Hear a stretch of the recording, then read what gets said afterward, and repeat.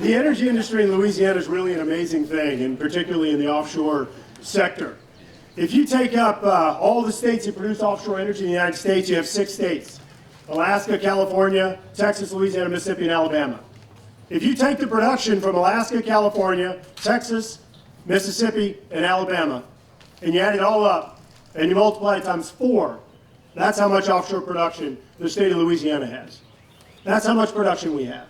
It's amazing. When you add up all the revenues from bonus bids, from royalty payments, and from lease payments, rental payments, we've generated in the Gulf of Mexico offshore our coast approximately $200 billion, meaning one of the largest non-tax revenue streams for the federal government, one of the largest ones. And if you take all the production we have in the offshore, the offshore, the onshore, if you take our pipeline system, which if you lay it end on end, it goes around the equator, and if you take our refining capacity, which is second highest in the nation, we handle about 1/3 of our nation's oil and gas right here in Louisiana. It's a decision that we made decades ago because of the natural resources that we're blessed here. And it amazes me when I'm in Washington and I'm talking to folks and they say over and over again, you have to decide between energy production and having a safe, productive environment. You know what? We have both. We have one of the top energy states in the United States, and we have one of the most productive ecosystems on this continent. And that's not a statistic I'm making up like the previous ones. Just kidding. It's not a statistic I'm making up. It's real. We have one of the most productive ecosystems. We have the top commercial seafood production in the continental United States. We're the 4th top recreational fishing destination in the United States because of our productive ecosystem. Where do you go fishing when you go on the offshore? You go off the rigs. Everybody talks about which rig, which block you go to. That's how we fish here. That's where the structure is. That's where the productivity is. We're blessed here. We do have both. We can have both, and we can manage them successfully. Now, it's amazing to me when you listen to our Secretary of State last year talking about how we need to allow Iran to export oil.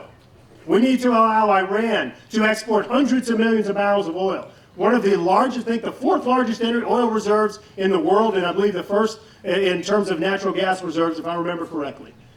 One of the largest energy states in the world. And our Secretary of State is out there advocating for them to be able to export oil. Yet Louisiana is prohibited from exporting our oil. Texas is prohibited from exporting their oil. And finally, in December of last year, we were able to overcome those obstacles from our own Secretary of State and others, and able to pass a law that allowed us to export oil and become a larger global energy player. And it was a huge win for the United States. However, when the budget request came out in February, we saw a barrel tax of $10.25 a barrel. You can imagine, as we try and put Louisiana oil out there in global markets, the number of people that are going to buy our oil when it has a 30% premium on it. The other disconnect that's amazing to me is something that a number of us have been working on, this well control rule. And I know it gets in the weeds, but I want to tell you a little bit about the disconnect. You know, Louisiana, when you take our Gulf of Mexico production, we produce trillions of cubic feet of natural gas and billions of barrels of oil. And we've done it safely. And yes, I'm aware of the incident that we had a few years ago. And it resulted in the largest settlement in U.S. history. And we're going to hold people accountable whenever they have mistakes and errors like that. But we have had an incredibly safe record in the Gulf of Mexico. Incredibly safe record. And when you look at what was proposed last year with this well control rule and BOP rule, it's unbelievable the vacuum in which this was created in.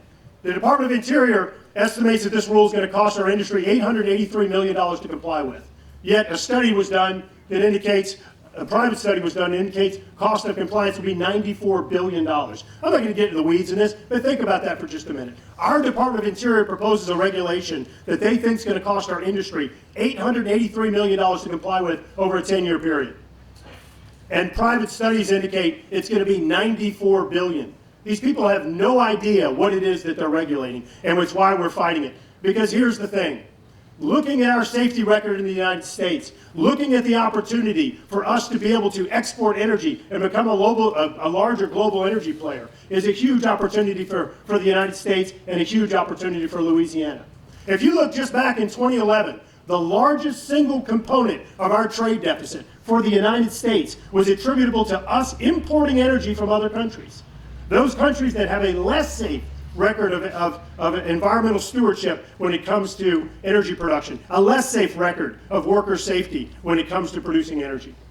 Louisiana can continue to be an energy leader, but we've got to recognize that we're working in a global environment. We're competing in a global environment. The regulations we put in place has a profound effect, and it's going to cause energy production to occur in other countries, like Venezuela, like the Middle East, like Nigeria, that don't share American values and don't have the safety record and record of success that we do. We need to continue producing energy right here at home in Louisiana.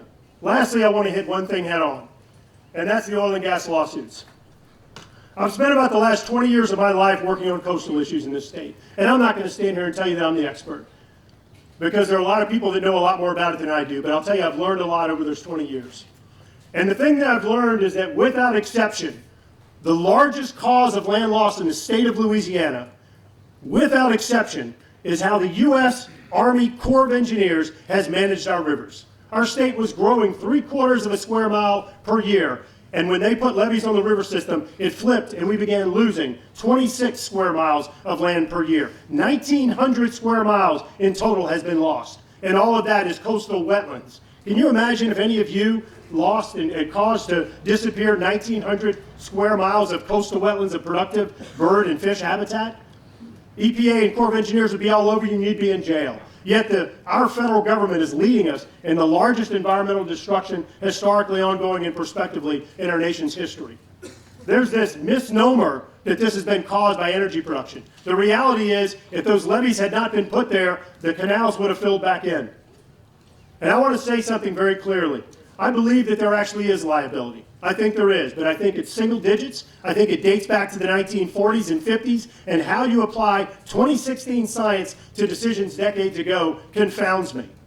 If we want to have a safe, sustainable communities ecosystem in South Louisiana, it's about holding the federal government accountable. And that's what we've been working on, having them participate and not have to force the state of Louisiana to take the lead on restoring our coast and protecting our citizens. I asked one of the trial lawyers one time on these cases, I said, why are you not going after the real cause of this?